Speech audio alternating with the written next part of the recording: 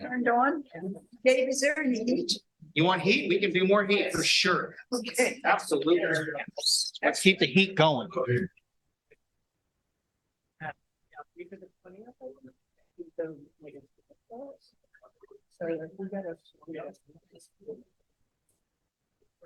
Are we recording yet? Oh, yeah. Okay. Sorry, everybody. We'll go ahead and PM around the nose. So we will reconvene the meeting. And I just want to say at the outset that we're coming back from the closed session and there was no action taken at the closed session. So we will go ahead and start with the Pledge of Allegiance.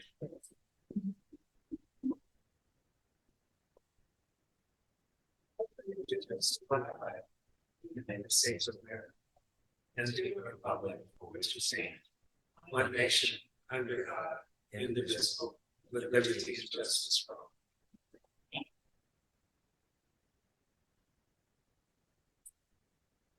All right, so the first thing we need to do is look at tonight's agenda, and counselors, I'm just going to go to you first and see if there are any changes that you'd like to suggest. I was going to suggest possibly moving item 3. Doing that first. Okay. Say that one, too. Yeah, so just okay. So the proposal is to move item 3 to number 1. Counselors, any other questions or comments? All right, then I'm going to go to public comment. We are discussing moving agenda item 3 to the beginning of the meeting. Are there any public comments around that or the agenda in general? All right, seeing none, I'll bring it back to the council. Is there a And I'm going to move to cut the agenda with moving number 3 to number 1. I'll second. All those in favor? Aye. Okay. We also have some minutes to approve tonight from the November 14th meeting. I'll start with the council. As always, are there any changes or edits suggested for those minutes? Nope. Okay. And public comments regarding the November 14th, 2023 minutes. Right, seeing none, back to the council for approval. I'll move to approve the minutes. I'll second. Jack Tuttle seconded, so all those in favor? Aye. So the minutes were approved unanimously. Next up is our council reports and committee assignments. I'll start to my right and we'll just go through. I don't have anything to report tonight. Thank you. Okay. Katie, do you have anything you want to report? No. Jack, what? We did beat HCOG there. Doing lots of things right now, but they're really not effective for us right at this point. Hopefully I'll find more next month. We also, we're supposed to have a trails meeting next week. I could not get enough, or give you enough responses for a forum.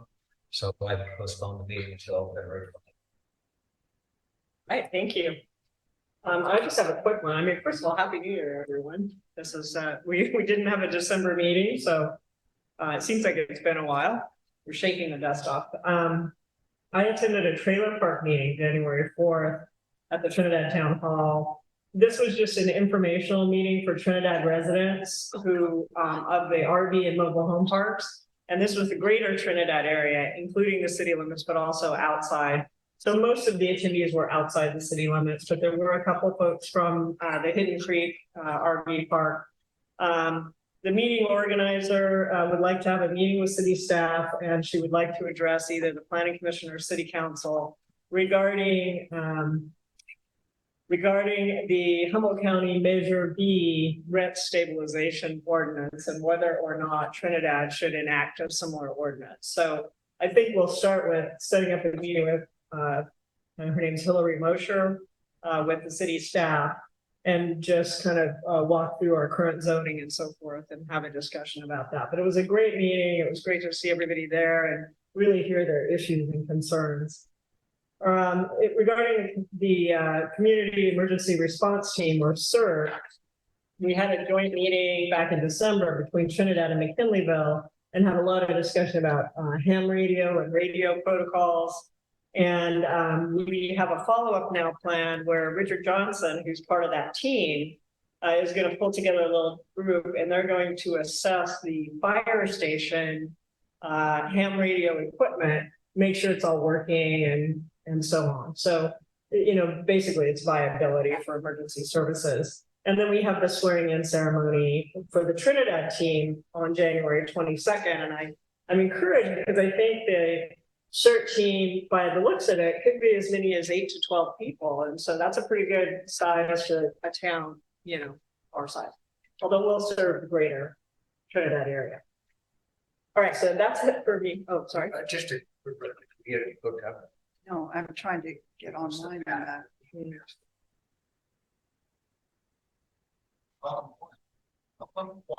the Capitol building. She's having. Okay, thank you. Everybody got, so we're just checking Wi-Fi to make sure we can download the packet. It's quite a large one tonight. We didn't want to kill it for us. We could help it. Except one small.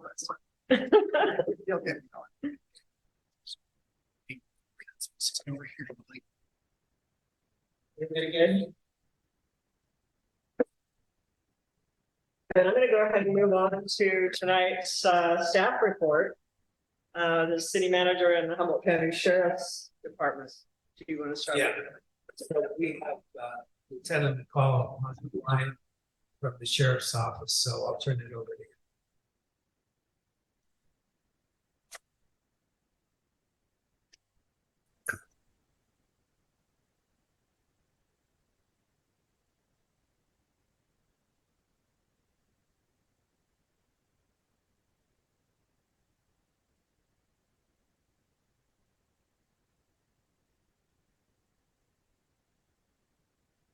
Are you guys able to hear me?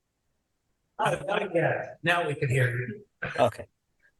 Perfect. Well, happy New Year. I hope everybody had a good holiday season. Real quick before I get going, I just wanted to inquire. I noticed on the agenda report that there was the staff report here, including the sheriff's office, and then under the item 10, the consent agenda number 3 also had listed the November, December report. So I guess I didn't want to mix anything up here and was wondering as far as if there was something particular you were looking for in this report versus under the where it's listed under the consent agenda items under number 10, the number subsection 3. No, the usual update that you would give us here, we just always include the reports in there under the consent agenda. Gotcha. Okay, I hadn't noticed it on there before, but that may have just been me missing. I just wanted to make sure I wasn't didn't cross over anything or mix up information you guys were hoping for. Excuse me. So yeah, for the month of I have November and December stats, which I know the city is obviously usually provided as well. I'll just go over December's real quick. Calls for service were down about 18% from the previous month. 101 calls in December, down from 123 for the month of November. These are the stats for the greater Trinidad area. That does not it's not limited to just within the city limits itself.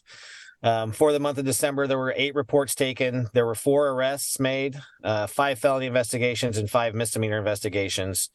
There was 2 burglaries, being of a building or vehicle, 3 vandalism reports, 3 disturbance reports, 1 public intoxication, 1 trespass prowler call, 1 alarm call, 3 patrol checks, typically being self-initiated patrol check activity by deputies, pedestrian check, 2 suspicious person or vehicle calls, and then 1 unwanted or trespassing / camping call, and then 2 traffic stops and or vehicle investigations. In that, as far as numbers for more specific to the inside the city limits itself of Trinidad for December, there was a total of 21 calls contained within the city limits. 3 of those were transfers to other agencies. So typically those would be, and I think I've mentioned before, would be either maybe a transfer to fire or medical for something in their field.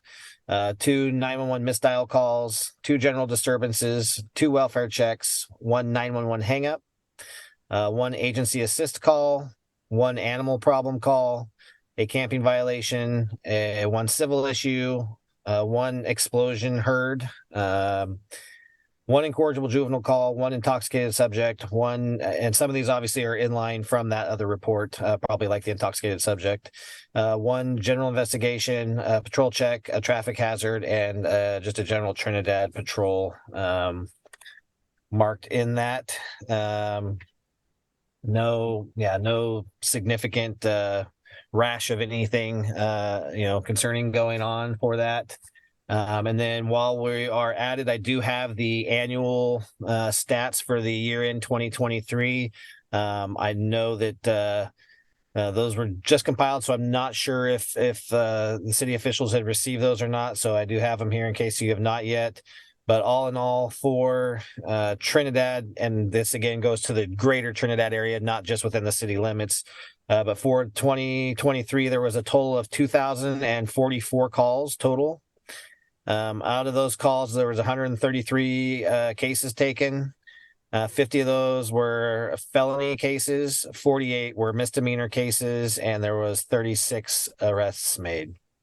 So that's it for that. This doesn't, of course, really break down into, it just kind of summarizes the total of those categories. It doesn't break down really beyond that as far as any breaking into definition of what those general calls were, the makeup percentage wise or anything like that for the year. Great, yeah, thank you. Are there any questions from the council for the call? Appreciate the information. I'm glad you're coming in every month and as best you can. It's nice to hear you.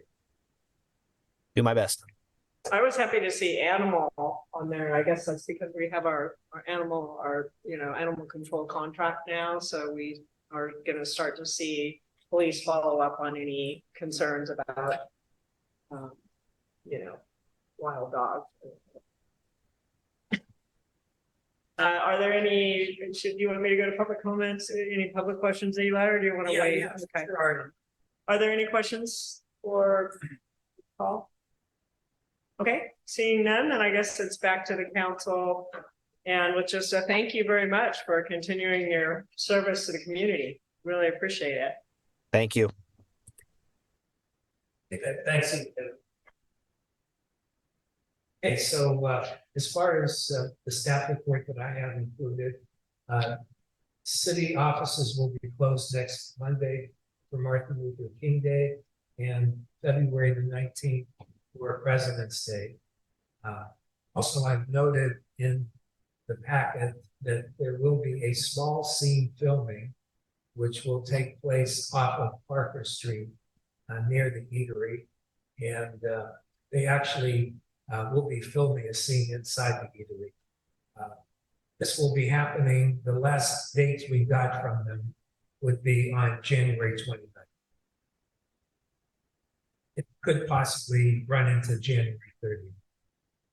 And basically, I wanted to notify the public because you'll probably be seeing equipment or trucks in that area, either on Parker or Hector, and then also possibly in the parking lot of the school.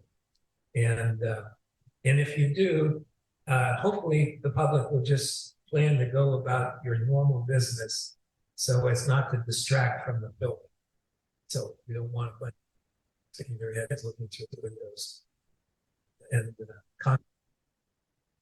so hopefully just let it happen. Like I said, they're calling it a small scene film. So there's also filming that will take place in Eureka around this same time.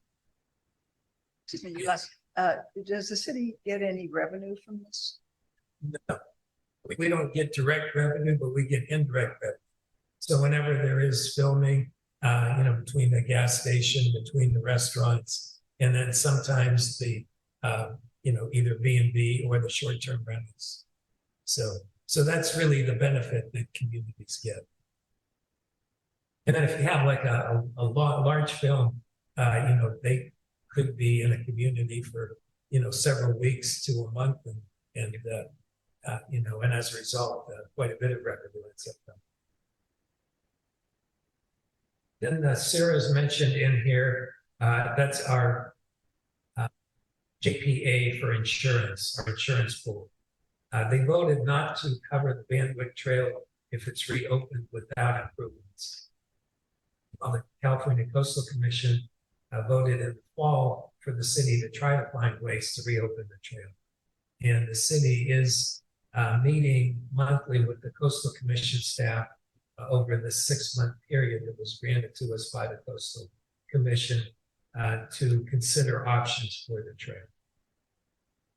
And then the water plant mentioned that there's been high turbidity with the winter rains, and according to the National Weather Service, they're saying that tomorrow will be the worst day of the week. So we'll see if they're as accurate as hopefully they would be. But they're claiming that there would be strong winds and heavy rain, so we will see. And then community survey will be doing a survey of the community. I'm just notifying the residents to be aware that that will be coming soon. It'll be happening within the next month or two, so that will be close. Also, our chief, Tom Marquette, has given us a report for this past year. So for the 2023 year, they total all the alarms. So 50 were medical aid, 6 were false alarms, 5 were lift assist, 4 were hazmat, 1 was for a vehicle fire, 1 was for a house fire in the city, and 1 was for a house fire outside the city. And then 1 was for the Clam Beach room. So those are the total costs that they got. Anyone has any questions? I can entertain those. Questions? Okay. All that. I just wanted to add one more thing possible. Go ahead and then I'll ask for a public comment. Okay, I just want to remind everybody that February 3rd is going to be Plan Beach Run, so to recognize it'll be up before the next council meeting, so please come out and support, just come out and run like that. You did right.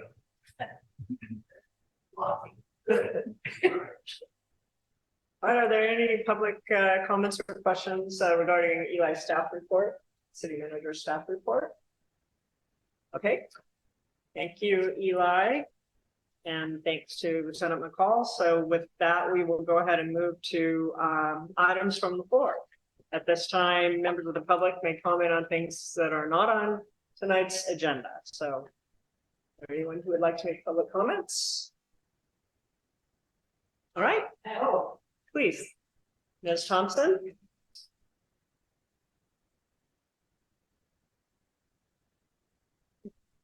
Testing.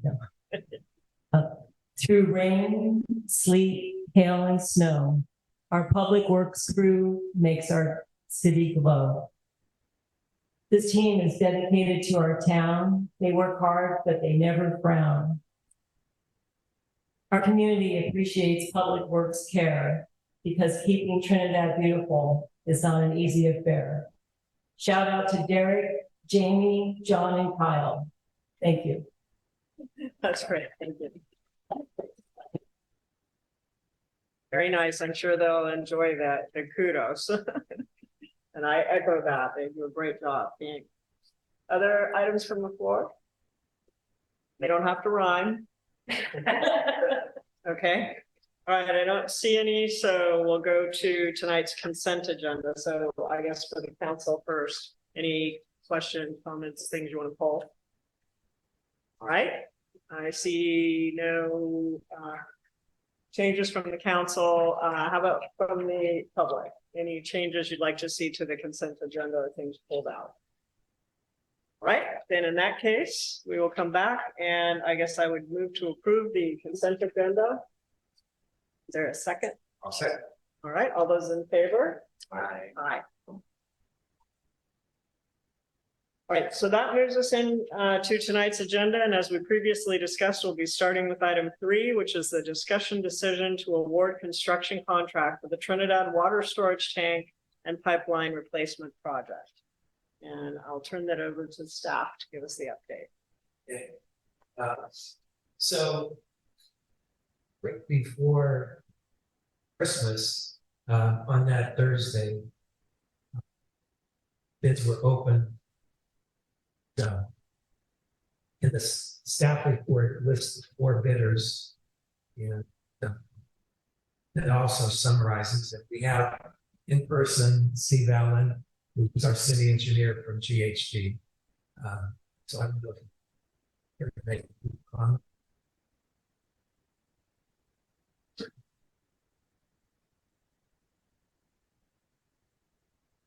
Yeah, we went through the public bidding process for the project and grant requirements and when it opened the bids, we did get 4 bids, which is good. And the low bid was below the grant budget, which is also good. So it was within the budget of the grant. And it seemed like there were pretty clean bids. There was no anomalies or problems noted. There's also a protest period for 48 hours for the contract code, and no contractors protested via the bids. So basically a nice clean public bid process as far as bidding goes. So Mercer Fraser was the low bid, which is based on the base bid and the added bid items, which is how it's clarified in the bid documents. It's the overall, so we're recommending actual award to Fraser for the bid. And, you can comment a little bit about the projected timeline for this coming year. Yeah, so we're hopeful that the award will be approved tonight so that we can issue the notice of award this week for the contractor with the notice to proceed following a couple of weeks later. The bonds and paperwork in place. So they would actually start this spring. Typically like on the water line replacement, West Haven Drive and areas where you can work. Simply inclement weather, not when it's pouring down rain, but you can have stormwater controls in place and get just buttoned up and moving along.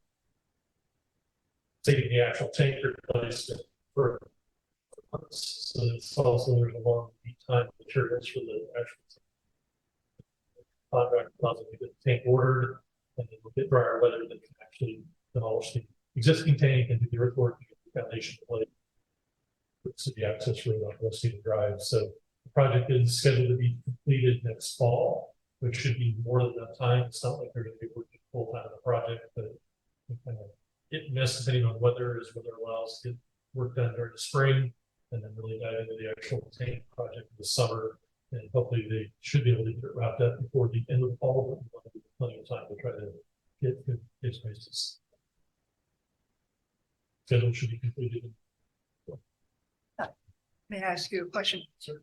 If the tank is going to be worked on in the summer months, that's also fire season. Are we going to be at any risk, increased risk? No, because there are 2 tanks in the water plant still going to be functional. So there are some operational differences for the water plant operators. So one tank does provide good storage, and the water plant will be producing more water than typically do with 2 tanks in place. And then we're also have requirements in the bid documents that the tank actually has to be on site to minimize the downtime of the tank. So we want to make sure we have everything on site and ready. And quickly demolish the tank, the foundation go and get everything back. Notice that there were new fire hydrants. Are we replacing all of the fire hydrants or just a portion of our fire hydrants? So this particular project will replace hydrants in the areas where work is going to be done, and not just replacing existing hydrants, but adding more hydrants. So the hydrants are typically placed every 500 feet. Right now, they're not necessarily. So these new hydrants, some replacement hydrants, but it's not covering hydrants over the the entire water system. It's just the areas where the project. Yeah, it was interesting to compare the bids. I don't have any, you know. I won't go through, kind of specifics really, except that it was interesting that the tanks were all pretty close in price, from about 810,000 to 975. But then there were like really broad variances, and when it must be where they source the materials, because like, some of it was PVC pipe and things like that, much higher in one bid than another, and so forth. So it was just kind of interesting to see the kind of big differences line item by line item between the bids, but Mercer Fraser did come in lower. So Jack, I could tell you, I don't have anything brilliant to say about that, but just go ahead. I'm kind of curious, what's going to be the effect on the city and the area when they start putting these in? Is there going to be a lot of traffic or roads that were going to be blocked or anything? Is it going to affect the community? Good questions. We're trying to minimize effects on the community, but there will be traffic control. So part of the project is also located on Azalea Edwards Street. So there will be some level of traffic control during portions of that. And same with West Haven Drive, when you're working with West Haven Drive, there's going to be really traffic control. So there should be very minimal delays, but slowing down, occasionally being stopped for a short amount of time. But there shouldn't be significant stoppages or issues with meeting. The work up at the tank site, of course, is private parcel off of the drive, so that's where the bulk of the work will be done, the more time-consuming work, and that should really have an impact on the community. Question: well, how much time will there be when there's going to be only one tank? How long will it take to go from the old tank to the new tank? I can't remember. That's a good question, and that's a required submittal from the contractor. So we tried to set up the contract documents to minimize the downtime, and then they have to provide a submittal of their schedule and their plan to do that. We got conditions, but I didn't designate how much the downtime is. We're just trying to minimize the downtime. But I mean, it would be at least a month. Okay. Yes.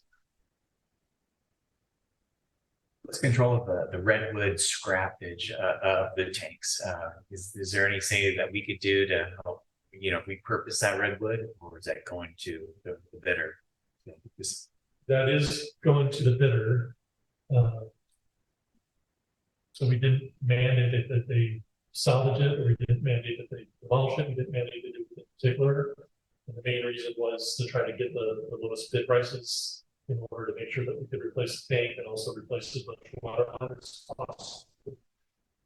Part of the additive bid items is replacement of 250-foot lengths of additional water pipe on West Haven Drive, because we had to shrink the project slightly based on budgets, and we couldn't go all the way to the water plant.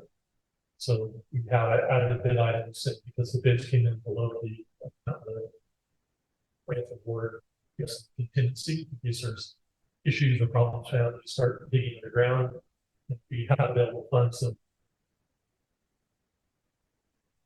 I have not heard what this particular contractor's plan is for the contractor. Excuse me, I don't mean to, keep at this, but I'm a little confused. Jack asked how long it would be down, the tank would be down, and the storage tank, and you said perhaps a month. But that's dead in the summer. And it goes back to my question about fire hazards. If we're down a tank for a month, that does sound risky, but perhaps I'm missing something. No, it's a valid question. Feel free to ask more questions if you have. You have to go in with operations and storage. So the water plant operations will be different with the tank down. And so they will be probably operating more regularly perhaps than they are right now. And so you have to keep that water level up in the tank, and then eventually you also have to have a plant running. So you drain a lot of water from the plant, and then you have one full tank, but the operations will be different during that time to try to minimize the risk. There'll be plenty of water, isn't it? Other questions for Steve? All right, I will see then if there are any public comments or questions regarding the water tank replacement project.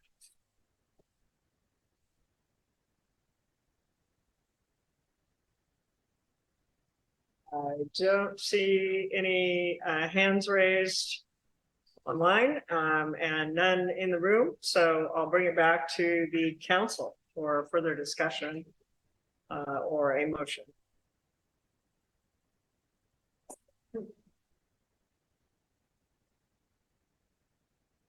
There is a staff recommendation to authorize the city manager to sign the notice of award to Mercer Fraser for construction. That would be the next move unless we have, want to have further discussion.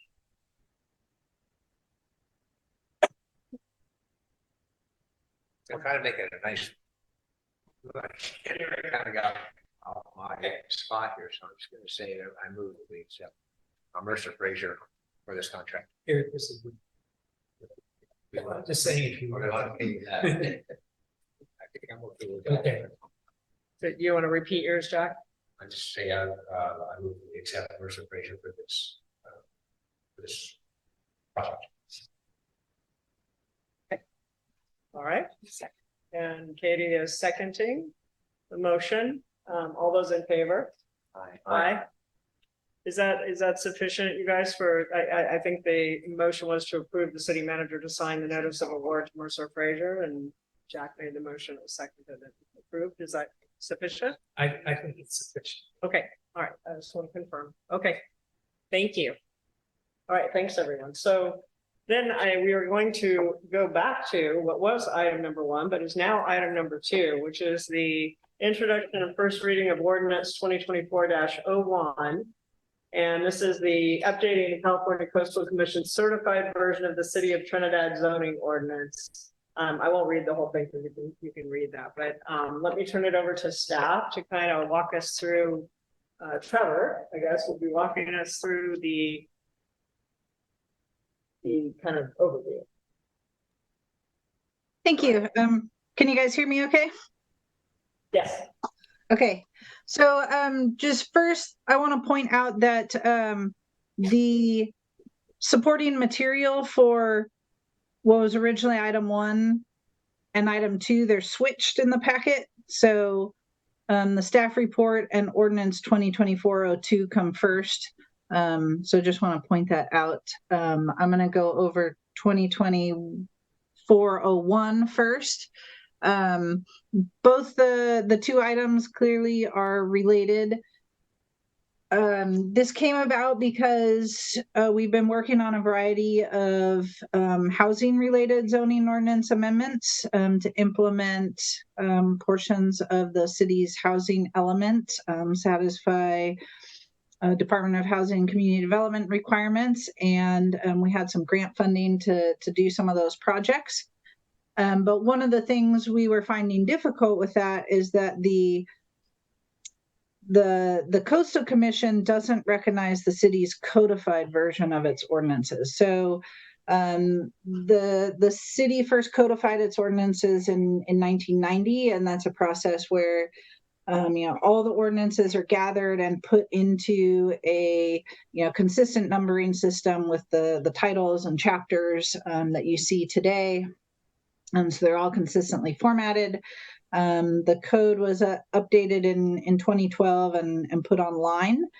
And then the city is actually working on another update to the code now as well. And so when we did zoning ordinance amendments that have to be certified by the Coastal Commission, there are some differences between the codified version and the certified versions. Particularly the numbering. So we were using, a dual numbering system, which got a little confusing. And then in particular, in the certified version of the zoning ordinance, the definitions were all in an unnumbered appendix. So there was no way to refer to individual definitions. So we decided to go ahead and reconcile those two, thinking it would be a pretty simple process. It ended up not being as simple as we had hoped. It's probably the most tedious project I've ever worked on for Trinidad. But I think we finally got it. Just one of the things we were focusing on, just reconciling these two versions of the ordinance.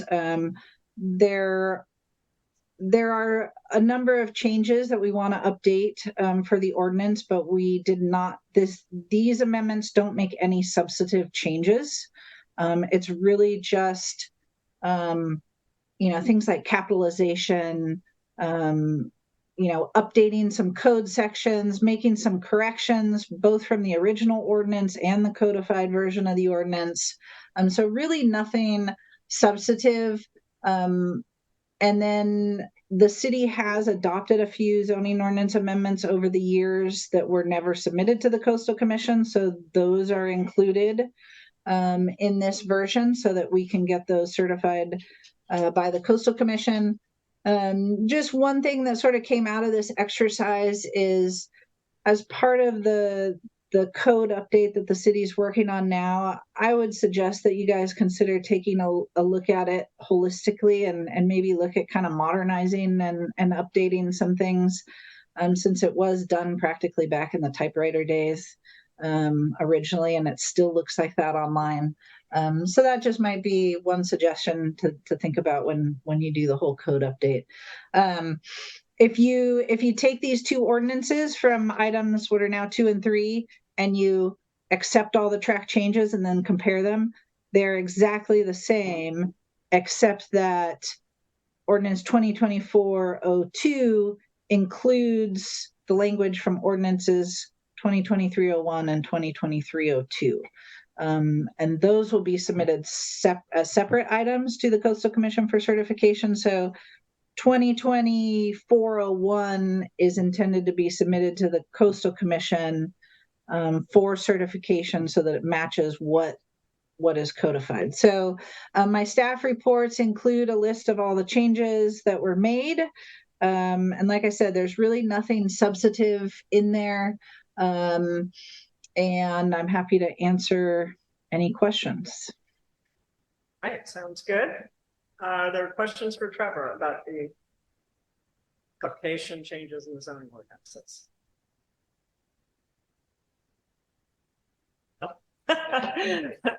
I'm pretty familiar with this because, so Trevor, I guess I would just say this has all been reviewed by the Planning Commission multiple times, correct?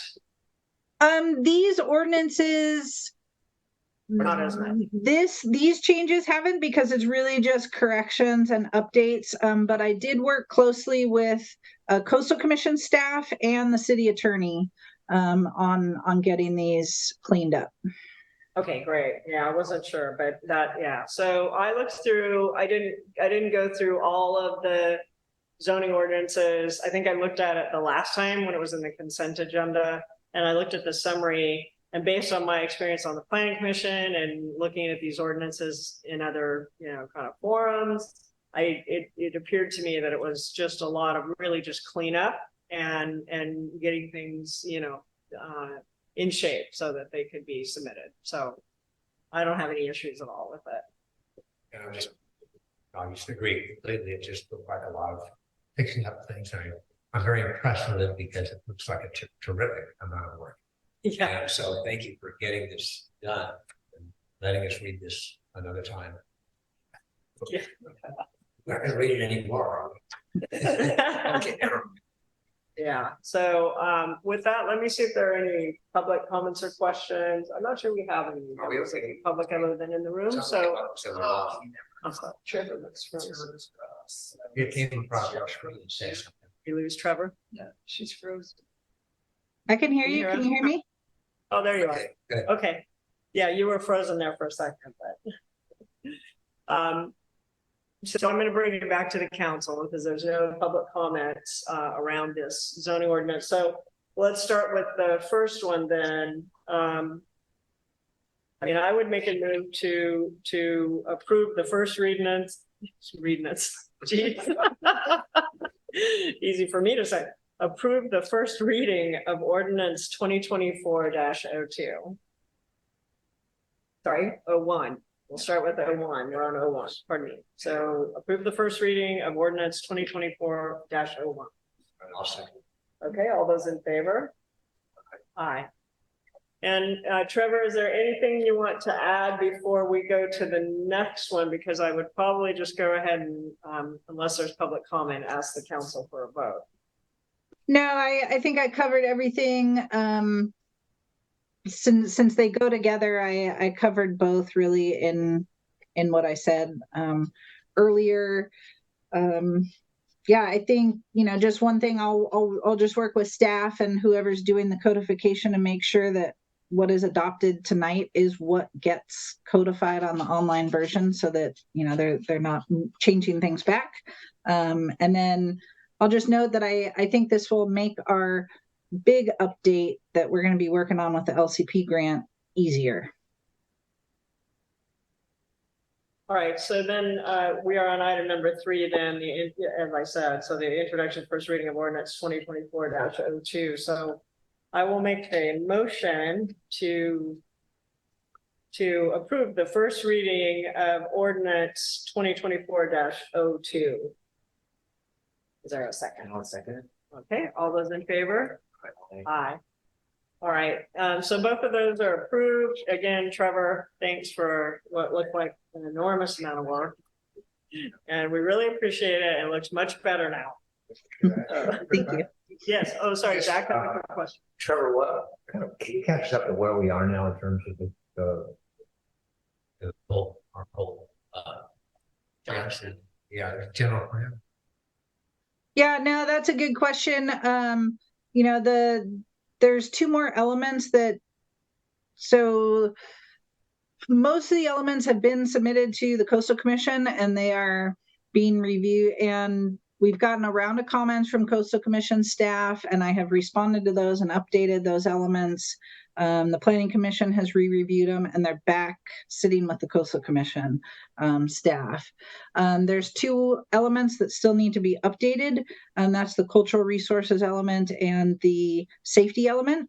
The safety element is waiting on some of the work to come out from the OPC grant. And then the cultural resources element, I was waiting for comments back from the tribal entities. They have not really been forthcoming. I took that to the Planning Commission just to get some comments at the November meeting. And I'm going to start updating it based on comments I have received on it, and we'll keep working on that.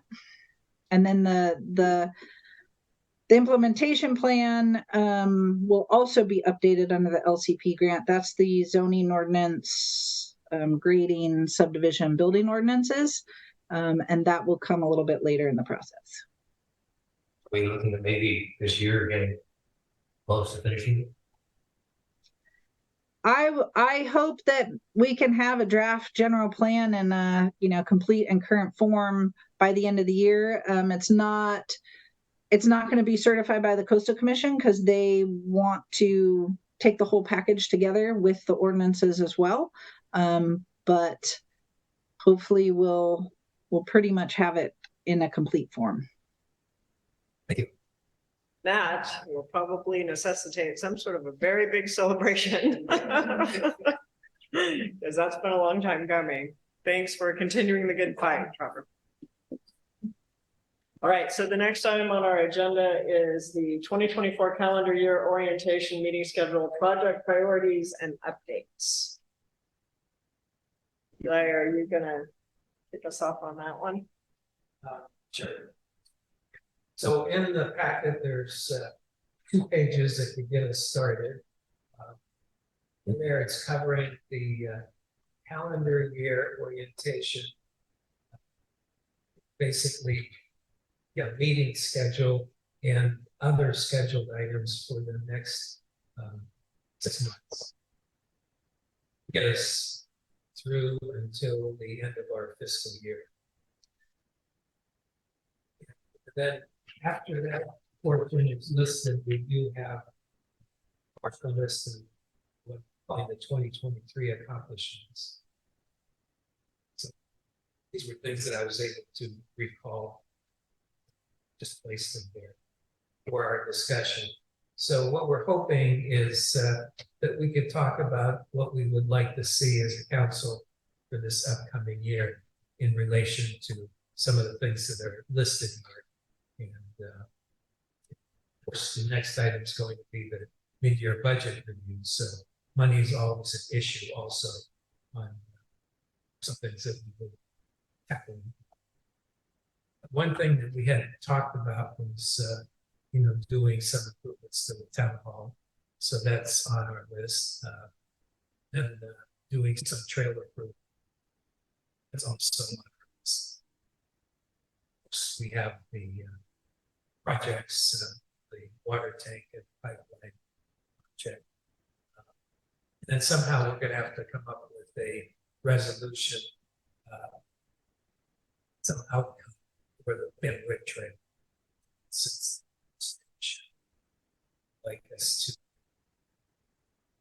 to. So those are some things that we will be looking at and talking about.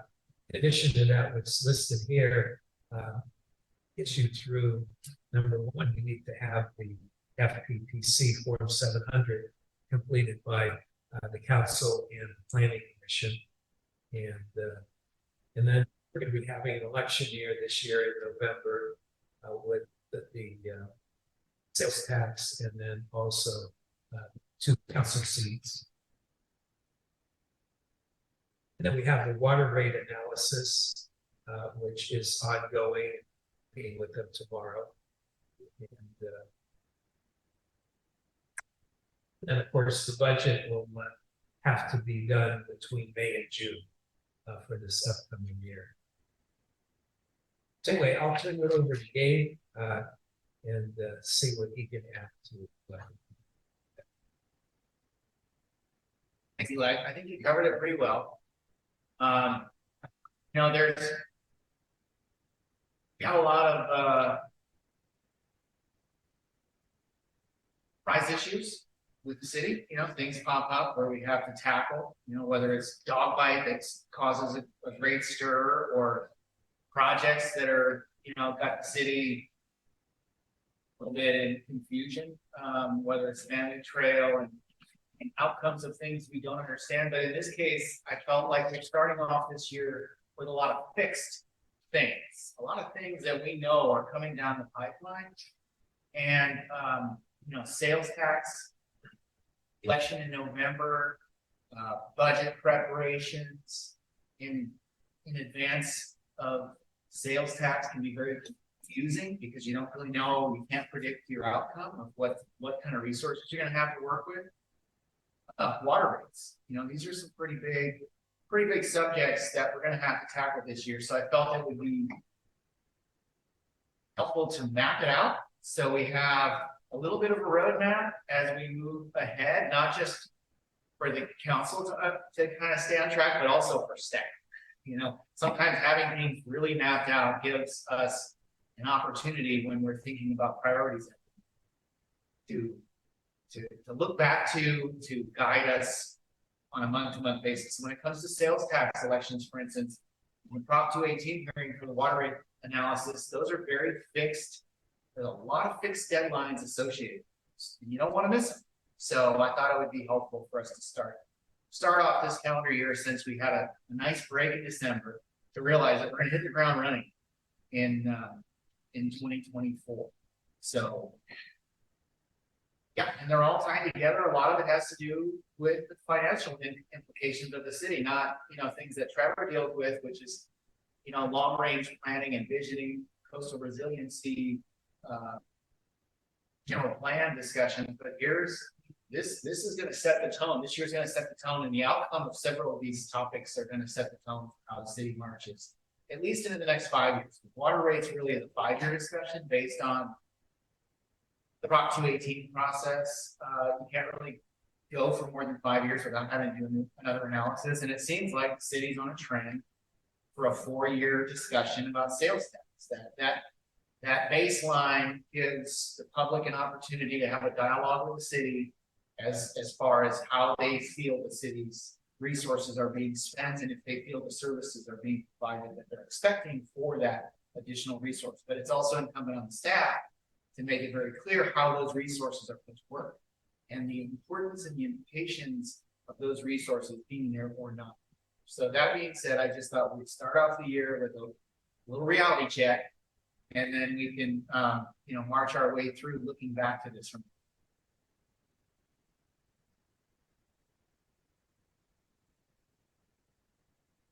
presentation item.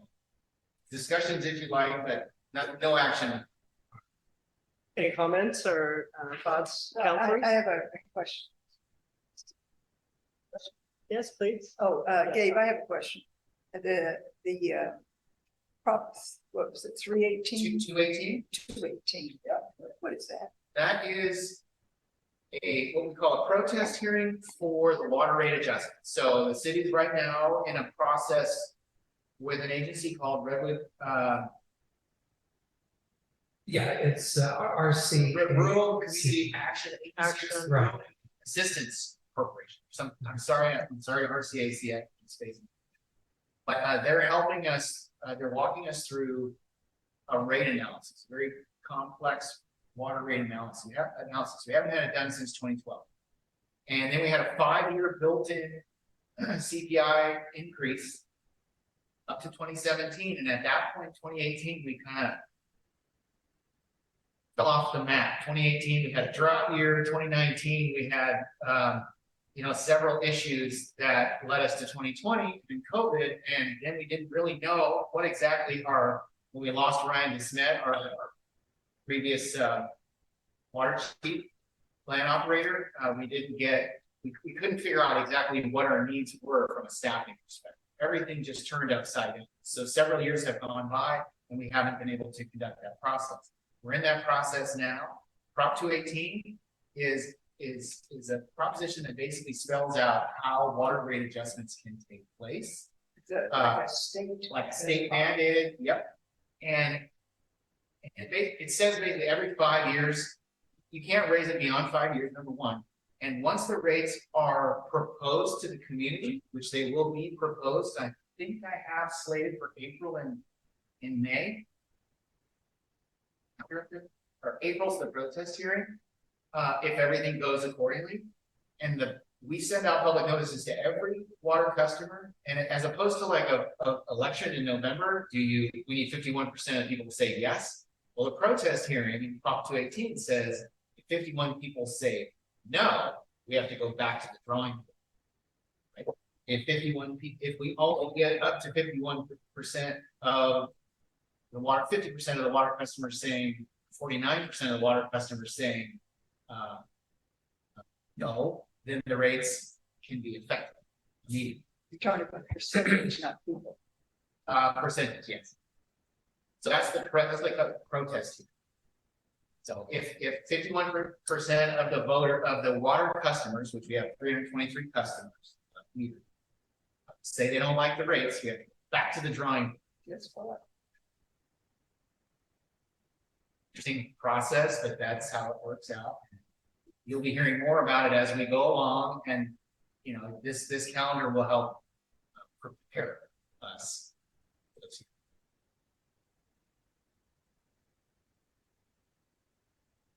Any other comments or questions? I have so I was just going to say, so I think this is a really good strategic list, and it really maps to what I think we've been hearing from the council over the past, year of things that we really want to spend some time on. I think there are some big projects that may not be listed here because we don't think of them because they're ongoing, like the general plan, and that might be good to put in. I also think that the community survey, I know it's kind of tactical on some level, but it's very strategic in the sense that the idea of doing a community survey this quarter is to get a broader spectrum of feedback. So we don't just hear from a few people or no people, we get broader community feedback. So I think I would add that to the list of kind of projects that you're working on. The water tank replacement, of course, those kind of things. I don't know how we want to think about that in this list, because this feels more like, kind of council related priorities as opposed to projects that are already approved and are being executed. But the water tank replacement, the traffic calming, and then I guess from a strategic priority perspective, the water plant staffing is just that, as you mentioned, Gabe, it's, we've just spent a lot of money on Coleman Engineering, and I think we all of us agree that, we need to continue to work on that, and that's a big priority. That's been a big priority from a fiscal responsibility perspective for the council. I think so. Those were the ones that I just kind of jumped out at me, but I think this list is really good in terms of yeah, everything we've been talking about. Is there anything you guys would change or add or? Okay. And then I do want to spend a little time on accomplishments too, because I mean, I think everybody can read this list for themselves, but I asked Eli to put this together because I wanted to make sure that we understood, like so often we talk about the things, like we don't talk about the things that we actually have done and have accomplished as a community and as a city government. And so I thought it might be nice to spend a little time at the beginning of the year to say, look, gosh, we actually did quite a bit last year. I mean, for a city of 300 people with a tiny little city government and staff, I mean, we've actually done quite a lot. So there's always room for improvement. You know, we want to pat ourselves on the back, but also stay focused on what we can accomplish going forward. But I do think we can all take I just want to thank you all. First of all, the city council and the city staff for doing all this hard work. So anyway, Can you put it up on the website? Would that be appropriate? yes, we could. Yeah. And it's in the packet, but we can, I think it might be nice to do like a little article and yeah, great idea. All right, let me move to, are there any public comments about city priorities or accomplishments? Okay, seeing none, I'm going to bring this back to the council. So there was no decision needed. This was just a discussion. Any final thoughts before we move on? That anyone, you know, if Jack has something he could say, but I just wanted to draw your attention to the fact that in 2 weeks, we're going to be having a joint meeting, which is our annual meeting with the STR committee, the planning commission, and the city council. That's a good point. So it's a reminder, it'll be at 6 o'clock. At 6? Yeah.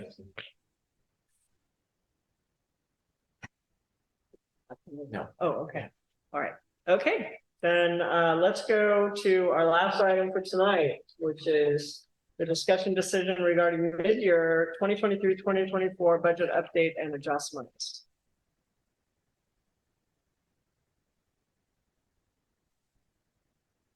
Okay, so with this item, we're bringing it back in January, even though we only have the financials through November. So we don't have 6 months of financials. But since we do the next year's or this coming fiscal year budget, we do that in May and June. So if we waited until February, we would have been only a few months before talking about the next budget. So it just seemed like it's sort of mid-year. And even though we don't have all the totals, we are at a point to stop and reflect.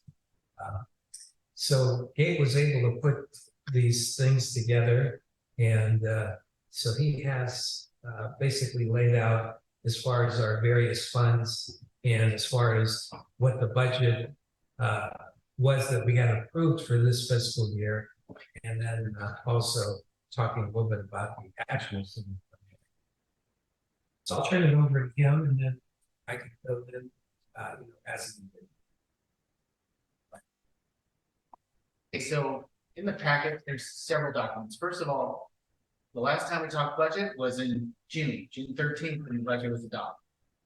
At that point, we had approximately known figures up until about April. We didn't know how we ended up the fiscal year, so generally we'll make some assumptions at the end of a fiscal year on how we may end up that will help guide us or provide some context into what's to come in the next fiscal year. Cities don't generally look at the start date and the end date as, you know, as as guides. A lot of times we have to take several years into account because a lot of money, a lot of grants and things kind of bleed from one fiscal year to the next. So a lot of times it's easier to kind of think in a linear fashion, but also, how much money, let's just say that the city banked or spent in deficit one year will help guide us as we approach the upcoming. In this budget review, I thought I added a couple documents to the meeting packet, one of which was this cover sheet, which is a narrative discussing some of the tools that we use. As I know we've discussed in previous years, and a lot of the council members, if y'all are up here, you've been here before, you've seen how this works, some of the tools that we use to measure the city's performance, the budget summaries and narratives, detailed financial reports that we receive from the bookkeeper, which are included in the packet every month, every council meeting, showing basically our year-to-date expenditures relative and revenues relative to what we had budgeted for.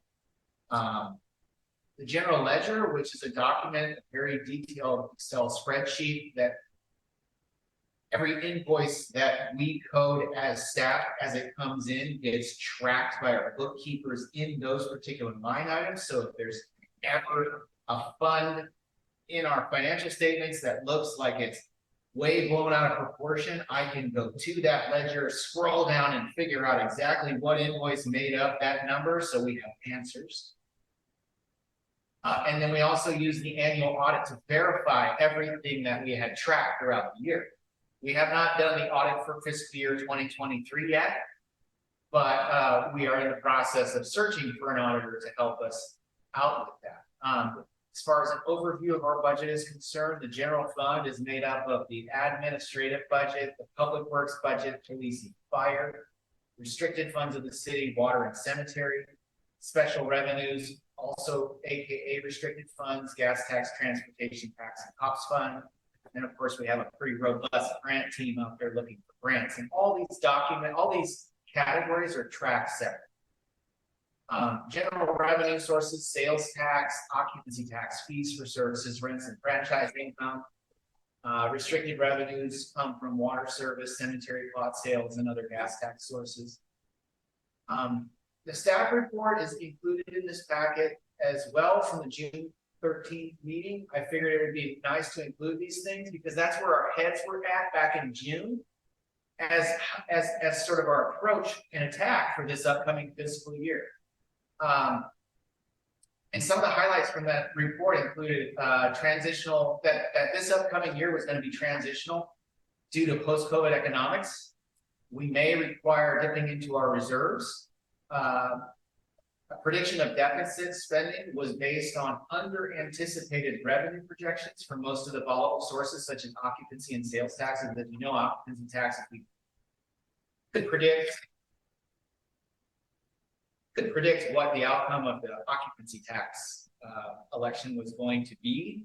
It's probably safe to assume, but you just can never count the chickens before they hatch, right? So we under anticipated revenues for occupancy taxes, and we also didn't know what was going to happen with supply and COVID. And then sales taxes. Sales taxes came in the prior year quite a bit higher, but that was also sort of a COVID economic year spending.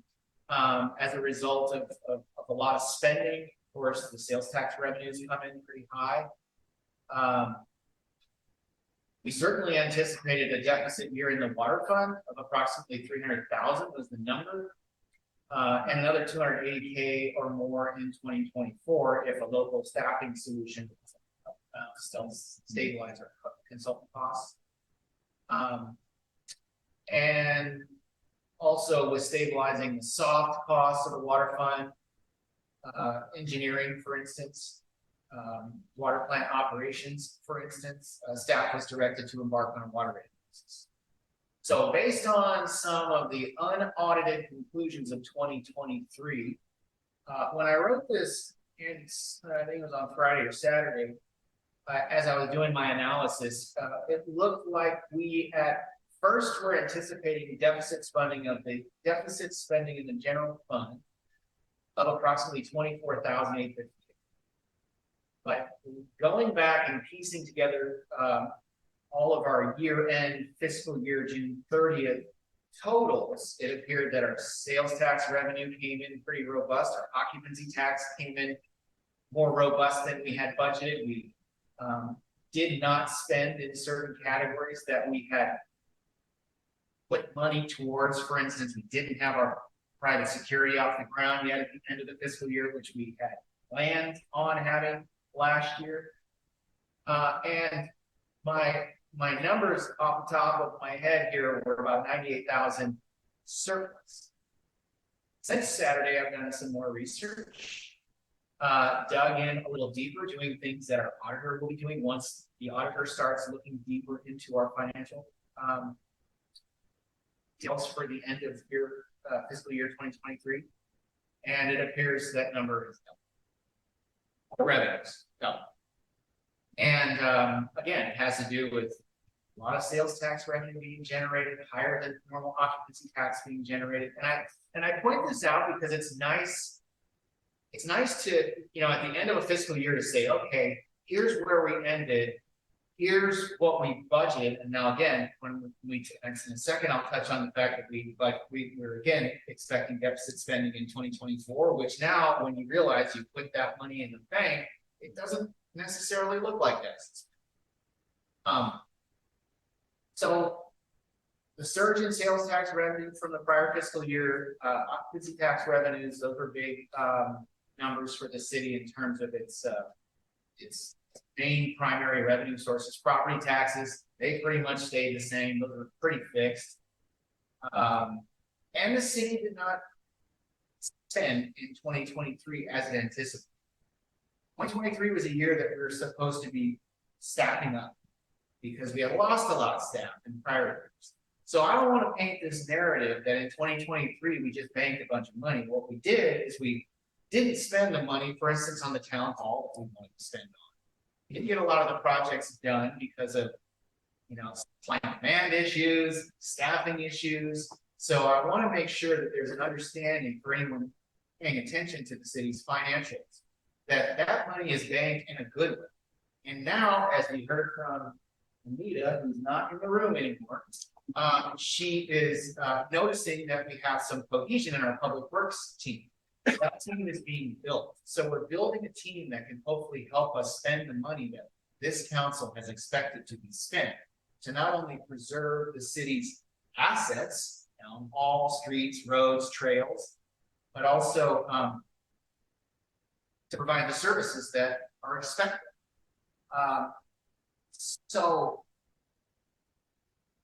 And attorney's fees. The prior year we had a pretty high attorney fee expenditure. This last year it really dropped like a tank. I don't know what's going to happen this year. It sounds like it could go back up, but that was, I think we budgeted over.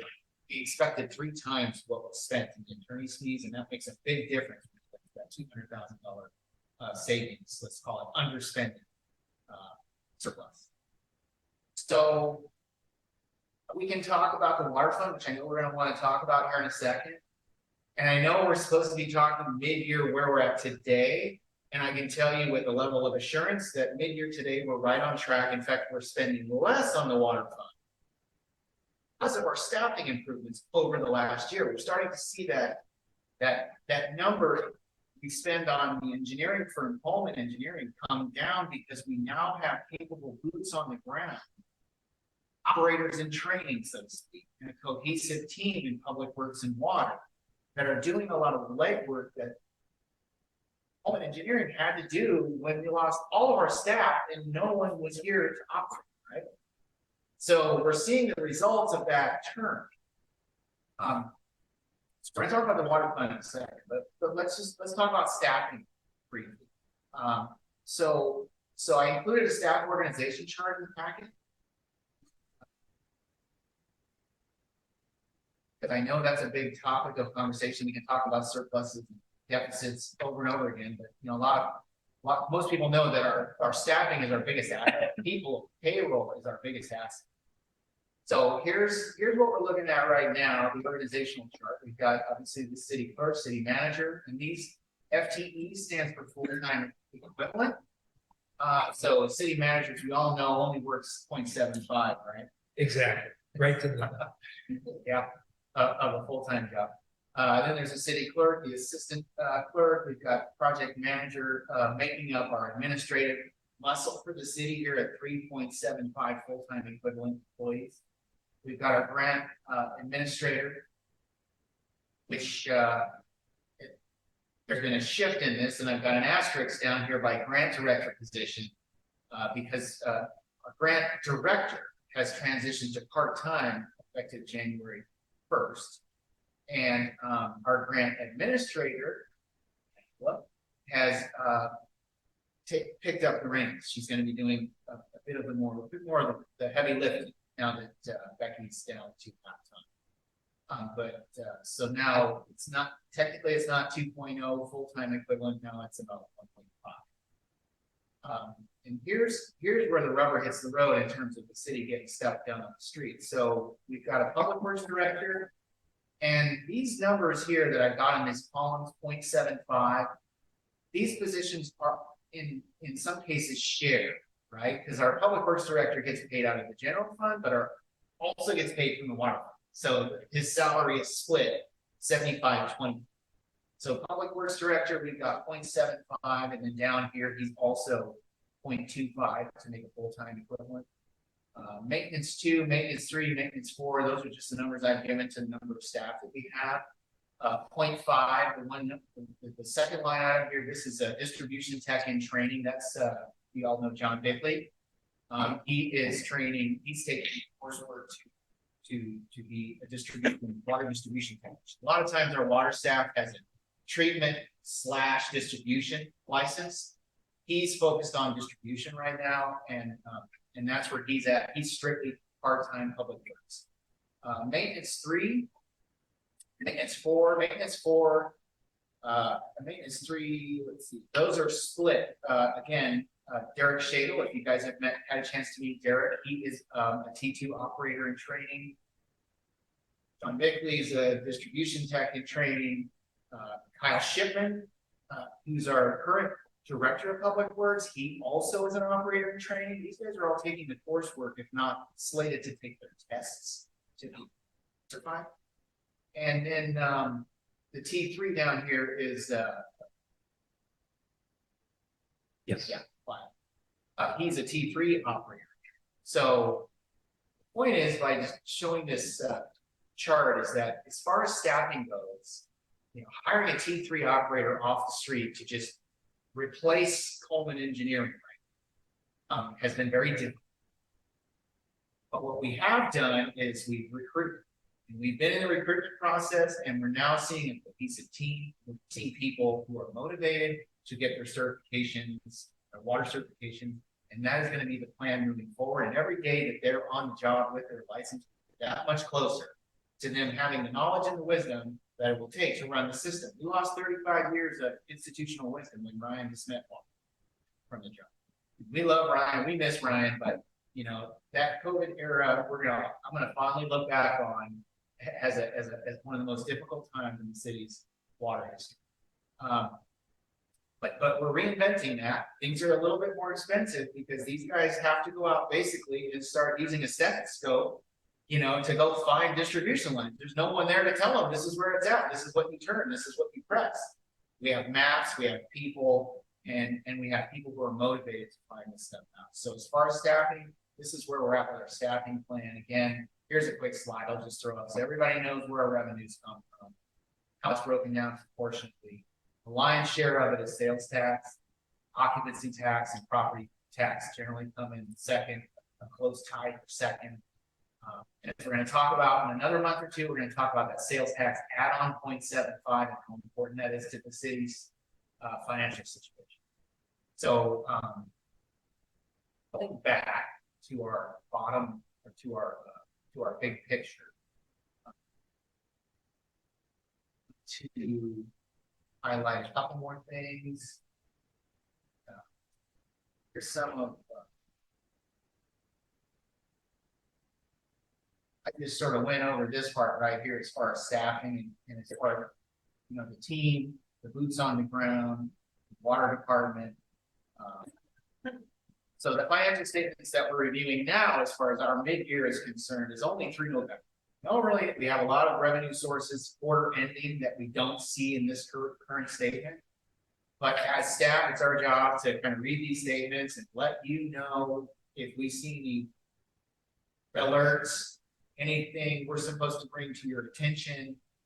We generally don't focus on our successes. We're always focusing on some of the problems. But I would say that this budget that we currently are in right now is on track, and our biggest red alert would be that line item as far as contracted services spending in the water fund has decreased. What some of the conclusions are that I came to after reviewing the financial statements before this meeting is the main funds, obviously, that are currently under our microscope, staff, is the water and the cemetery. Those are both restricted funds that are supposed to be taking in the amount of money that they're putting out to take care of. The cemetery fund is not necessarily a primary area of concern, as is the water. We need to raise the rates for the cemetery, period. But there's no law saying the cemetery fund has to be restricted. That was simply an act taken by the council at the time, decades ago, saying we want to keep this fund separate. We can merge that fund into the general fund at any time. It's not so it's not a fund that I'm as concerned of as we are the water fund. You can't merge the general fund and water fund together. Water fund is restricted. It's supposed to pay for itself. The general funds are on track. Staffing is currently adequate, developing, and the employees are becoming enriched with time served. That was something that I wanted to add to this report. It's very important to understand. Programs and services that this council has expected and programmed into our budgets prior years that weren't implemented are now being at minimum discussed, if not implemented. We have the people to do some of these tasks now that we didn't have in the past. Public work is developing a cohesive teamwork. The fire department is serving the city, but also experiencing some growing pains. Water fund is leaking oil. Staff is working to strategically develop and recruit new operators. Water rate study is currently underway and will be a challenging task for the council in April of this year. The results will provide much needed stability to the water fund before the end of the fiscal year, hopefully. And the cost of keeping the lights on continues to rise. So every aspect of public service that we're seeing is every time we get a bill, every January 1st, you know, sorry, but we have to raise the rates because we have to continue providing, you know, better service to you, better infrastructure to you. That's what we keep seeing. I'm sure everybody in this room is seeing it. I'm seeing with my cable bills, you know, costs go up, and the city has been pretty slow to respond to that. But over the last 3 years, I think that the city is in a good position. We have the reserves to get us through this, and we can make justified, reasonable reactions as opposed to having to react and keep reacting. Now I feel like we're in a place of some economic stability, and whatever decisions we make to optimize our fees for services and costs moving forward this year, which was part of the marching orders that we got at the end of this for this budget year, will be done and done appropriately and in the interest of the public, as opposed to just, you know, the interest of the bottom line. Let's keep chasing this real quick and then have to course correct later because we took in too much. I think that's only fair. So the two final things I'll say, and this is something that this is something I kind of discussed with our previous auditor today, is that, you know, right now what I see is that general fund revenues, they're coming in and they're healthy and they're there and they're very versatile. So anytime I see a surplus, it doesn't scare me because that money is so versatile. And our occupancy tax and our sales tax are volatile resources. They can change at any time with economic pressures. The water fund is big. And what I learned today was that Knowing what I know about the water fund reserves, and that the water funds, there's an ordinance that was adopted, or a resolution that was adopted in 2020. That said that exactly what the waterfront reserve needs to look like, and it's 50% of the prior year's expenditures.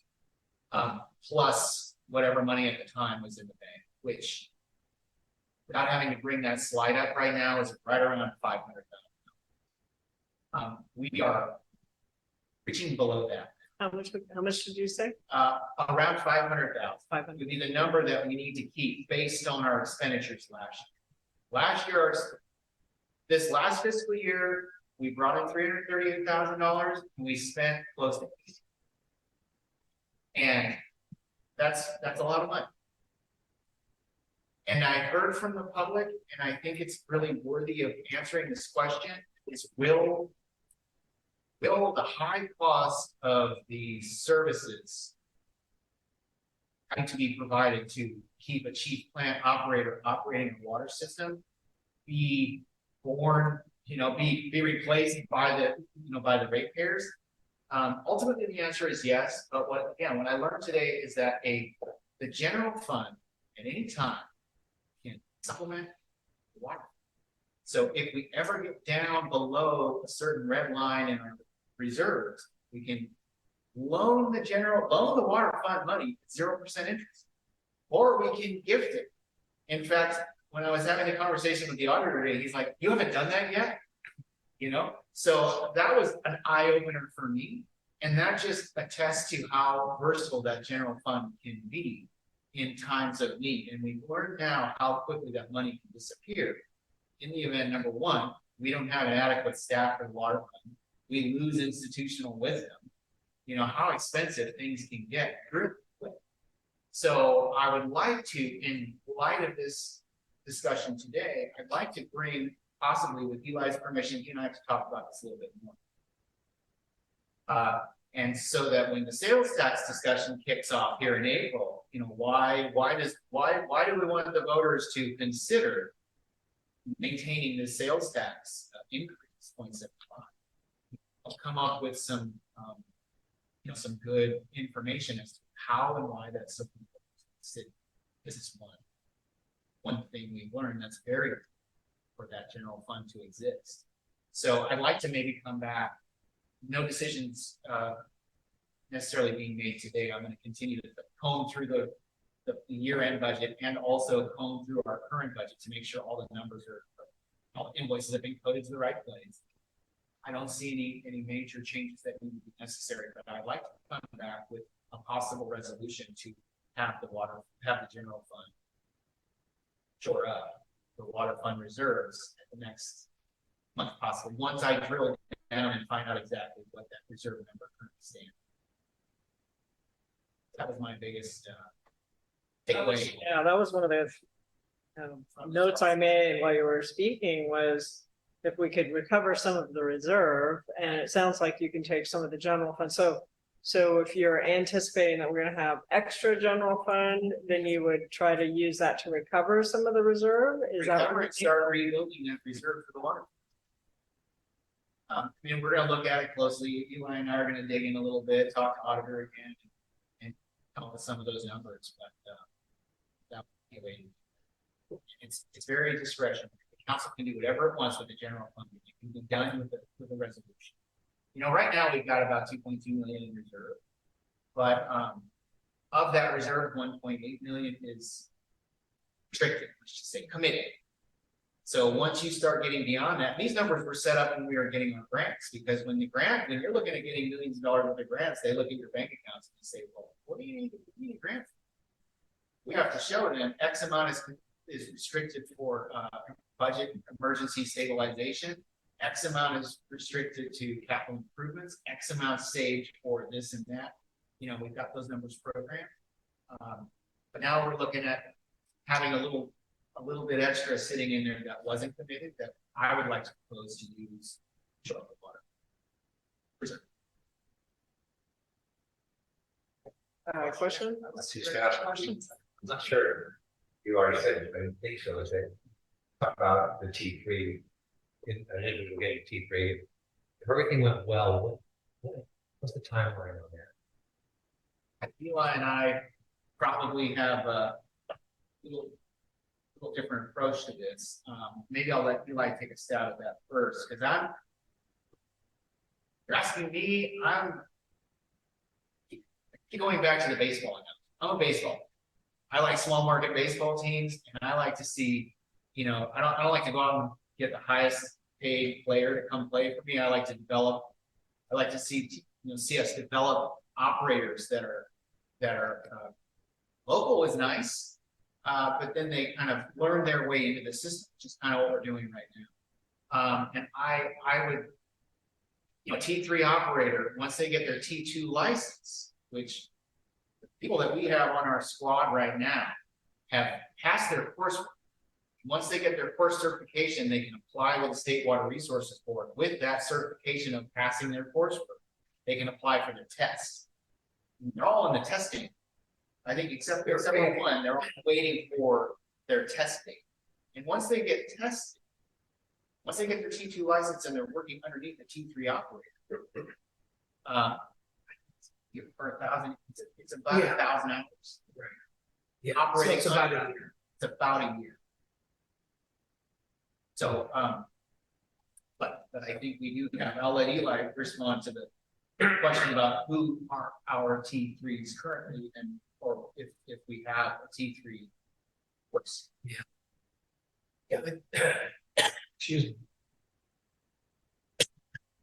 So, I have mentioned in the past, got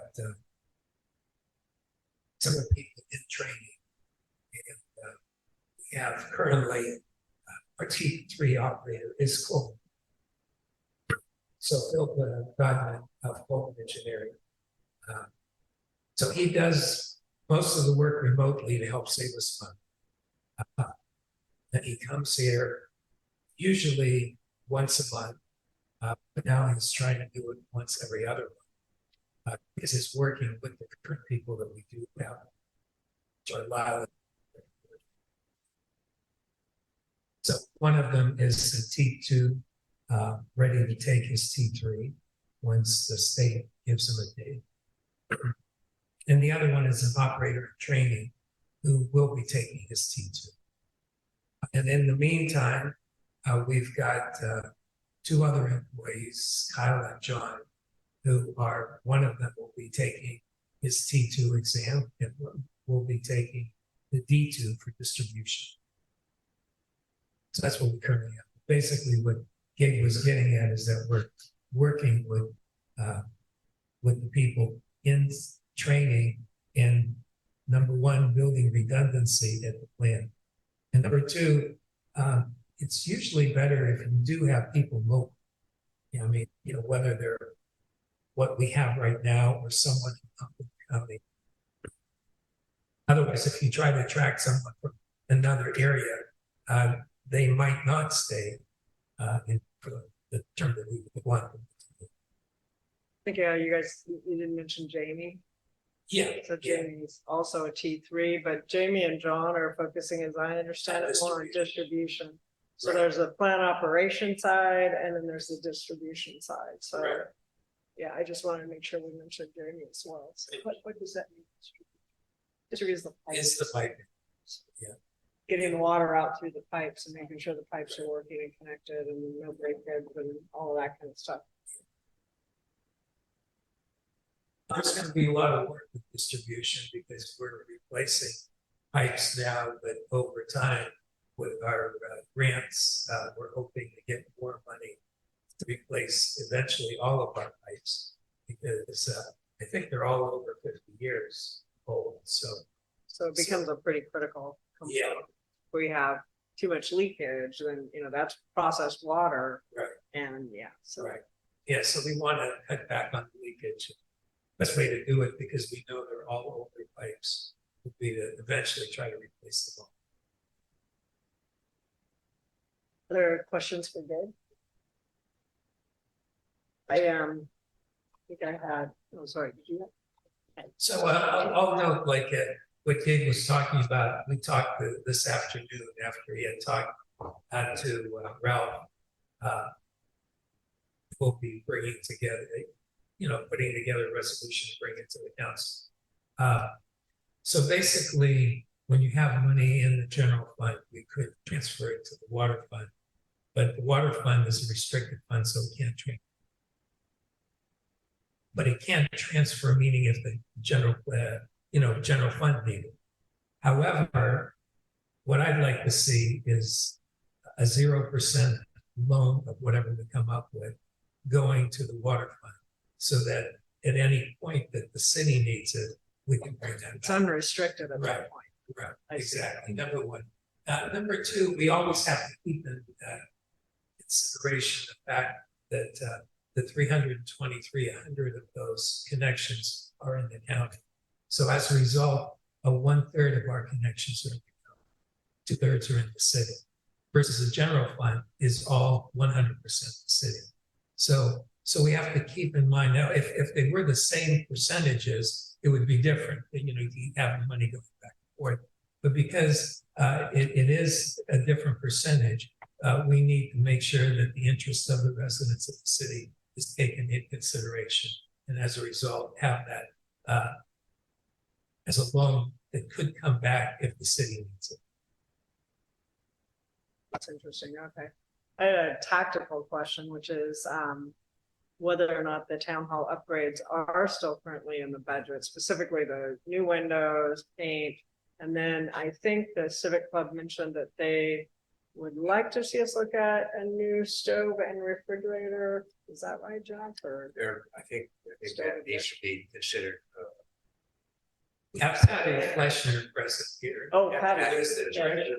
So, yeah, if that was, we don't have that in the budget, but if that was needed, then, we need to look I at think that. it's something to consider. What do you think, Patty? Do you know, Patty? Well, Jack's wife is the advocate for that. Thank you for taking it from me. I'm very aware that kitchen in the town hall belongs to the city of Trinidad, not to the Civic Club. And somehow this partnership, we can keep improving the club room and the kitchen. But I'm more of an advocate for using old stuff and recycling and renewing and repairing rather than buying new stuff. But so I'm the conservative in the group. I don't like spending money needlessly. But yeah, the stove is kind of a monster. I didn't know the refrigerator was anything. I don't know if it was refrigerator or the dishwasher. I thought it was. No, the refrigerator, I mean, it's the dishwasher. Maybe it was the dishwasher, sorry. Oh, Yeah. it's just going away. Yeah. So maybe there's some cooperative work that we can do to look at the kitchen and see if it needs some new appliances, or to your point, Patty, if it can be refurbished or whatever. I just didn't know how serious a problem it was. Educating people about how to use the stove, which is kind of terrifying. I know, I've never tried to turn it on, but But still, That is an issue though, that we just want to look at, because we talked about it, but we don't know. We're trying to figure out how dangerous it is to get that thing started. Is it an issue of danger more than anything else? Oh, okay. We don't know. Well, yeah, we're working on more how somebody getting here trying to get it started. I just don't know much about it, but just I've heard stories that there are concerns. Now I want to go in there and try it out. Yeah, you yes, we should. there's kind of an explosion. Yeah. Yeah, everyone should try it. Who wants to go first? All right, so at any rate, are the town hall improvements in the budget? It sounds like there are There's some. still, we have 10,000. We actually still have 10,000 programmed for the Civic Club room update. We've been carrying that forward. That was a commitment that previous councils made that, that Ms. West request to have that room updated. So that money is there. Doesn't mean it couldn't be reprogrammed next year. Doesn't mean it couldn't be used for something immediate now, such as dishwasher. So the money's there. Doesn't have to be spent on paint. It just says for Civic Club and town hall, specifically with that facility. Okay, So if it's determined that needed to be spent, I don't know whose authority that would be under, but They've talked to you about it. Once that determination been made, the money's there. You've already talked too much The about money's it. perfect. yeah, it would be nice to get some things updated. The cemetery, is that, you've talked about putting it in the general fund. Is that something you'd like us to, maybe consider, or is it just something you're going to? At this point, not yet, and the reason is because. I mean, there's. Look at how you look at it. When somebody asks you, how do you justify your? You know, if it's merged into the general fund. Harder to justify what those rates might be, you know, and right now, we have a budget that's isolated that I can look at. I can say, hey, we're bringing in, 20% less than what we're putting out in staff labor primarily and tree maintenance, for instance. I would like, we also would use based on cemetery going rates in the area. You know, that's really the other item that I would use right now to determine what a fair rate is for a cemetery fund. And we have been experiencing a little bit of what I call a run on the cemetery, and it's not just because of, it's partly because of, there's a rumor out there that Trinidad does green burials, and apparently the other cemeteries in the area don't. I'm trying to be. But also because we are one of the lowest rate cemetery plots around. So that can work against us because we can have other people, not that anyone from Bayside doesn't have a right to the Trinidad Cemetery just like anyone else. But it would be nice to know that people are making the decision because they like Trinidad Cemetery, not because it's the cheapest rates, in Humboldt County. Because then there's less room in the cemetery over time for people who maybe are really tied to Trinidad that want to be remembered. So at some point, it can be merged, but I think for right now, it hasn't been merged as a previous audit. I think it was like 2014, 15 audit recommended, something to look into. We haven't done it yet because we haven't had rates. The rates are done, then we can rethink how. Yeah, and personally, I think it's better if we keep the fund. Because this way, number one, like Gabe said, you can easily look there and see, are we in the negative or in the positive? Number two, it's like it's an enterprise fund in the sense that you would like to see it be self-sustained and not be a drain on the general fund. And by having it as an enterprise fund, it'll be clear every time you go through the budget, is it supporting itself? So I think, and then the other thing is, Gabe and I had talked with possibly obtaining more land because we are running real tight. So that again, by having it separate, we could see that, okay, we purchased this, it costs so much, over time, are we having enough revenue coming in to pay off that additional land? Okay, I believe you said before, when was the last audit? Last audit was fiscal year end 2022. So typically at the end of the year, we're doing it in December, where entrepreneurs up here going to our books and doing all the fund assessments. So we're not that far behind. No, not at all. All right, let me see if there are any questions from members of the public regarding the budget. Should I? Yes, please, if you don't mind, Patty, just so it makes the recording. Having question, I live outside the city, but pay some marble things inside the city. I have a couple of questions on revenue. So the cell towers, as we all know, went down some time ago. That could serve us tremendously. In the revenue went away.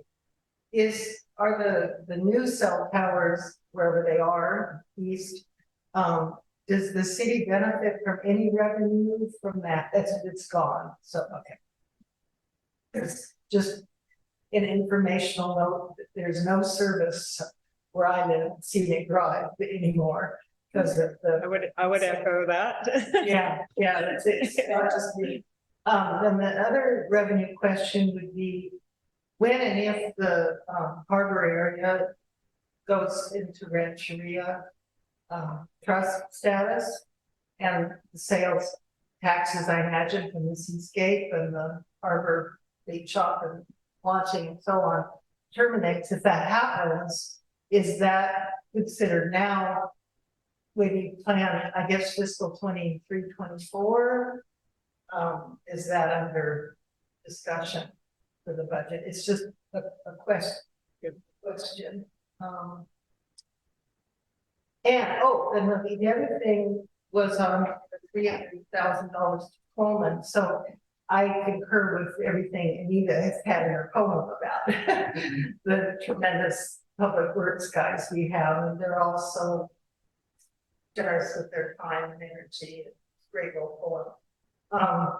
So if our guys qualify for servicing our water system, is there a phase out for Coleman, like this year, next year, 2 years from now? I mean, is there anticipated planning for when we don't have to have these outlanders anymore? So that's a question. Yeah. Thank you very much, and thank you all for your public service. You know, this is Eli, did you want to comment about Coleman phase out? Yeah, it's not considered a phase out of Coleman. It's considered a phase out of an operating the plant. So as we get our people, number one, right now we don't have a T3 operator. So we need to rely on Coleman as being our T3 operator. But once that happens, our staff has indicated that they like the fact of having Coleman support. So they would be a resource that would be available, and as time is needed, that would supplement our staff to make sure that the water operations continue properly. The way the plant operator described it to me, it was like having somebody, a resource I could call for technical issues, because there was nobody on the team that really, sort of like having an HP 800 number, where you can call and get technical support to have that backstop. Yeah. And that made sense to me, because in an emergency, if they didn't know how to do something, to have someone they could just phone and ask questions. But the phasing, like the run rate has dropped substantially in the cost model, and it's going to continue to, I think it's going to continue to drop, right? I mean, we thought maybe 5,000 a month, roughly, would be, but we'll see. We're a little higher than that right now, I think. But it was 30 or something initially, right? So we go down to 5-ish. Yeah. It's currently between 9,000 and 11,000. So it needs to drop even more, but I think our rate analysis, just so everybody knows, the rate analysis that we're performing right now does not include what's called the Coleman budget. Right. It is based on what we've determined to be a necessary budget to operate the plant with in-house staff. Rates are obviously based on the cost of operating the treatment plant. We're not using this anomaly, as that rate structure base. Did you have anything you wanted to add about the rancheria, the property in the harbor, and any revenue that will be included in the upcoming budget, because the word we're getting is that it's very close to happen. Okay. So as a result of the upcoming budget, we'll have to factor that revenue out for the FY25. Exactly. Okay. Thanks. All right, I think that's it for the budget discussion. No action necessary. And no action. Just this is a discussion and informational exchange. So thank you very, very much for that, Gabe. Very comprehensive look at the budget mid-year, and reasonably pretty good news actually in general. So the next item is future agenda items. Anything anybody want to tee up for future? I'd like to continue to talk about the town hall. Just to keep kind of an ongoing idea of what we want. Maybe you could do what we want to do. And if you come back to, you said it's $10,000 for the civic club area, but what do we have that we could be? What can we do? Sure. We have budgeted for the window replacement, for painting, And it's separate from the 10,000 budgeted for SIP covering kitchen upgrades as needed. So, Yeah, you bring that for future agenda. right, and our public works crew is supposed to be looking into those.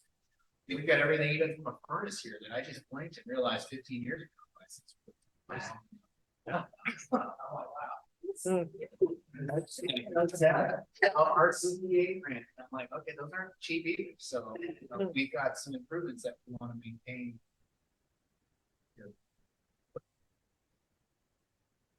Yeah, that's a good one. I don't know if this is appropriate or too far out, but when I talk to people out walking Lucy every day, I'll hear comments about it's usually about water and why we didn't go with Humboldt Bay and why don't we annex some of West Haven, get a bigger tax base, and the people who are saying these things are very adamant about it. They may not have their facts straight, but I anticipate when this comes up on the agenda for a rate raise, there's going to be, you know, a lot of outpouring of feeling, and we should consider that, prepare for it, perhaps consider these changes. You know, my coming in from the outside without a lot of knowledge actually gives me a different point of view, maybe an ignorant one, but different. And so I'm anticipating it's going to be a problem. One thing we're hoping people will take in consideration is the fact that, as Gabe said, since 2018, we haven't increased the rate for the water. So that before that, we were increasing it 2.5% every year. So when you factor that in, that's 5 years without 2.5% increases. So that's significant. So in a way, people got away without having to pay that over that time. So that part is going to have to be part of what's going to be added on now. So it'll make it appear more, but if they think about it, they'll realize that they save a lot. I think generally, I mean, that's a compelling logical argument, but I think feelings run in terms of almost $1 million to Coleman. That's when people's hair get set on fire, and that's what I'm anticipating. It's gonna be incumbent on staff and resources that you have as council members to articulate in a way, regardless of the feelings, they're gonna be there. You're absolutely right. And that's one of the reasons why we kind of map this stuff out in an upcoming 6-month program so that you can know which meetings can be ominous, I should say, because they're gonna be important here. Yeah, I'd like to, over the holidays, I was walking Edward Street again and over the lookout by the bed and breakfast, definitely a potential lawsuit on hand with curbs not there, not present. I mean, you could essentially park and roll off, and then there's about a 3-foot drop where there's no curb. So essentially, a tourist could park, could park and roll off. So I'd really like to see that addressed, and maybe fix the 3-foot drop that is there, maybe bring some local soil from Trinidad, make it, more level, because it's not a very safe spot. I didn't know. Kind of that. where, right, where Jamie sits all day. Oh, Jamie's spot. That's what he's doing there. He's blocking people from driving off the cliff. Oh, that's good to know. Yeah, I didn't notice that curb was missing. And maybe because someone's parked there and I didn't see it. Yeah. Huh. Any other people? It's just thought of it. We've talked about the benches along that area. You can sit on and wave your feet because it's a place to lay down. Yeah. That's a lot of.